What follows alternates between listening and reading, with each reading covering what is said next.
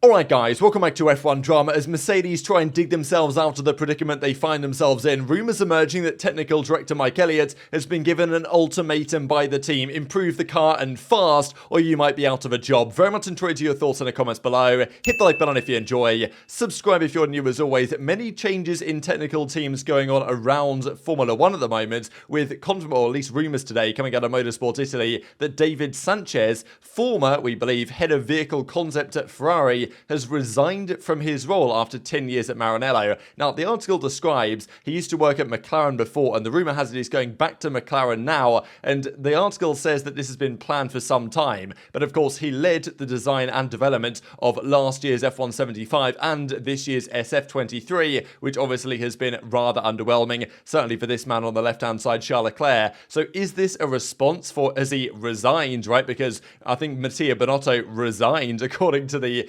what Ferrari said, but of course the reality is they kicked out Binotto after a few years of underperforming, and look, David Sanchez led the project here. This was meant to be them getting back to the top, and it's a little bit coincidental, is it not, that after Bahrain, where they fell flat on their expectations for the season compared to Red Bull, now the head of design and development is now resigning, it seems, and yeah, they say this has been planned for some time. They say he's going to go to McLaren, but still, pretty interesting stuff, right? That a lot of these technical guys are either moving on of their own volition, or they're getting kind of kicked out and pushed aside after failing to deliver. And this is certainly relevant to the current situation going on at Mercedes. They know they lack downforce. Yes, as Hamilton has made clear, the car doesn't bounce as it did last year. Development of this car should be easier, but they were, I'm sure, expecting to be far closer to Red Bull than they are. Their car is barely better than last year's a long run pace. It's still worse than last year's RB18, and that RB18 was way overweight, and Red Bull have unlocked another second at least from that concept over the last 12 or so months. Mercedes have done nothing of the sort. Now, of course, James Allison was the former head of their technical department. He helped build the W11, of course, a phenomenal car in the 2020 season. The last couple of years, though, he's semi-retired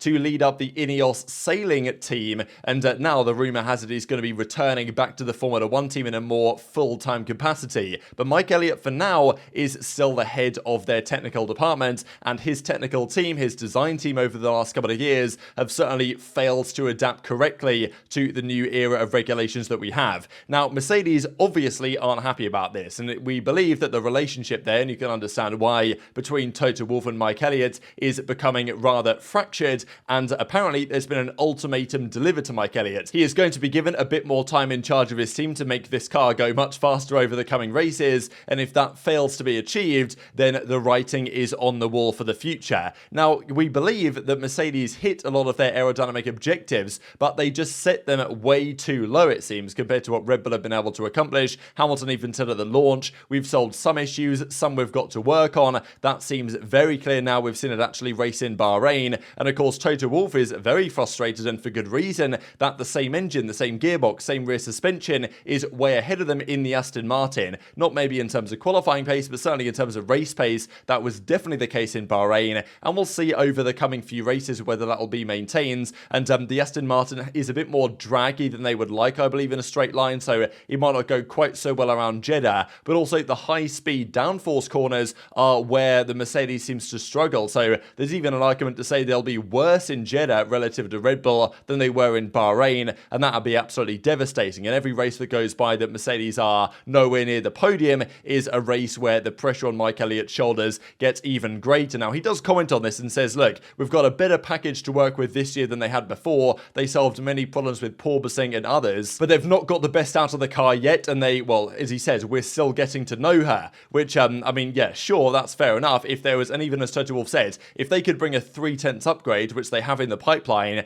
and get ready to go and be competitive with Red Bull, that'd be okay. But if they're a second back, like a marginal upgrade, like a 3/10 of a second upgrade that they intend to bring to Baku initially, is not going to cut it. They are now going down a more radical changes to the car route, which is probably going to arrive in Imola, and we believe that's going to be some changes to the side pods, potentially more conventional side pods, not exactly a Red Bull or a Ferrari concept, but something that Mercedes have cooked up on their own that, again, may or may not be good. And also, because of the new side pods, it changes the way the airflow works around the car, and the way that these the engineers now use the air to kind of seal off the floor, so the floor is maximally effective. Like, if you change the side pods, you've got to change the floor, and therefore that creates other complications. So it's a bit of a mess for Mercedes to try and dig themselves out of this hole, and the pressure is obviously very high at Mercedes and on these individuals, especially because this is in Hamilton's contract renewal year. They want him to stick around. I reckon he's still got the ability to drive at this level for at least another few years. Certainly if you look at Fernando Alonso and what he's accomplishing at 41 years of age, Hamilton is 4 years his junior, so he's still got more time in the tank. But if he's not convinced that Mercedes are going in the right direction, certainly over the course of this season, will Hamilton put pen to paper at the end of this year, or will he say, you know what, I've had enough of this and I'm just going to call it a day in Formula 1? He might well do, depending on how this season goes. And the point that Hamilton was so, instrumental in last season making progress on the W13 to the extent that it won a race at the end of the season and it joined the ranks of many Mercedes cars that have won races over the years. This seems the least likely of any for a long time to actually do so, given the deficit. And does Hamilton want to go through another year of suffering to move the car in the right direction? More than likely not, after I'm sure he thought and the team thought that last year was the real suffering and this year they were going to benefit from all of the work they put in. Obviously hasn't been the case. So the technical director Mike Elliott is under a lot of pressure, and there was apparently a massive meeting held at Brackley after the Bahrain Grand Prix that was held until late at night, where they effectively discussed that there's an ultimatum to Mike Elliott, the team's technical director, who is tasked with reviving the project in progress. So an ultimatum is kind of like, look, this is the statement, this is the final line, either deliver upon it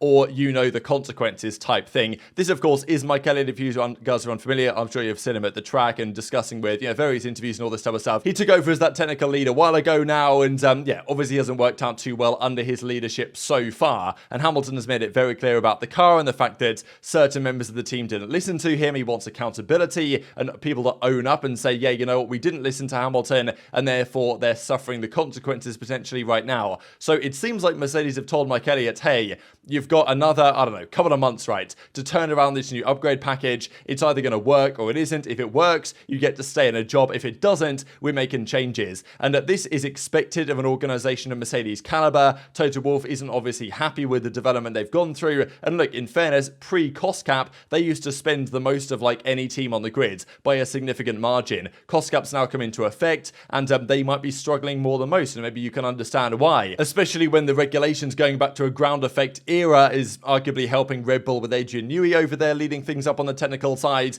Mercedes are struggling, but struggling far more than I guess they would have expected to. And yes, an ultimatum in place on Mike Elliott's head if he delivers or if he doesn't deliver over the coming months. Also wanted to double down on this just to suggest the fact that they mentioned in their race debrief a couple of the ideas they're bringing to the car. Andrew Chauvelin here says that visible changes are arriving soon, and he says they will be making radical changes going forwards because their car is way off the pace of where they need to be. People have tended to use the word concept when they mean the side pod design, and Toto had said recently that we're looking at a revision to that that's going to come along in the next few races anyway. Now, given the gap to the front, of course we're going to look at bigger departures, more radical changes, but those changes take time to turn into a faster solution in the wind tunnel, so you can't do them overnight. There's quite a lot of development that you've got to do around any sort of big change in geometry in that area. So as I said, of course we're looking at where we can improve the car, we're looking for potential to develop, and you will see visible changes coming on the car over the next few races. Well, ultimately we've got a lot of work to do. So that gap in qualifying was quite large. We were over half a second to the front. In the race that was even bigger though. And that was compounded by the fact that when you get the tyre degradation, you get a bit more sliding, the tyres run hotter, and you end up finding it very difficult to keep them under any kind of control. So there's a lot that we need to understand, but the key things are really getting on top of that long run degradation. Last year that was a strong point for us.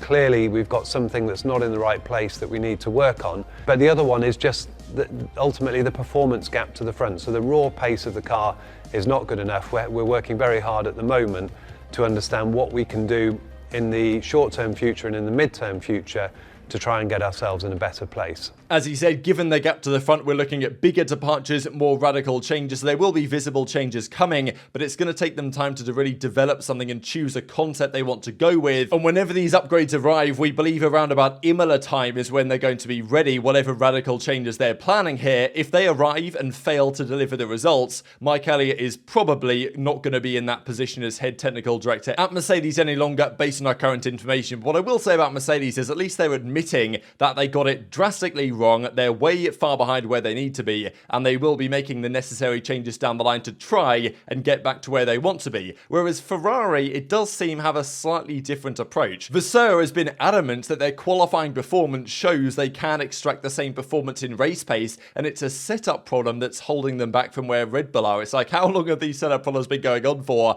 That's the problem with the car. And I don't know if like the Ferrari infects any team principal that comes in charge, because before Vasseur was there, or before the season, Vasseur I thought was saying all the right things in terms of taking accountability and such, but now Vasseur says, hey, the fact that we were able to match Red Bull in qualifying and that Charles was able to keep up with them in the first stint is good news, and our car is fine and we've got to make progress. And it's like, hang on a second here, Charles Leclerc was not keeping up with Max Verstappen. He was losing about 7/10 a lap on the soft tyre. Yes, he kept Sergio Perez at bay, but in terms of matching Red Bull, like, that's not matching Red Bull. So yeah, I don't know, it just seems to me that the Ferrari are more keen to kind of say, it's all fine guys, we're working on it, and Mercedes are like, this is an absolute disaster, whose head is gonna, go rolling effectively. And I guess at least you could argue Mercedes are trying to do something more radical, but nonetheless Red Bull are the ones absolutely frying in this year's championship, and they're going to be very difficult to stop, especially with most teams in shambles, at least at the top ends, apart from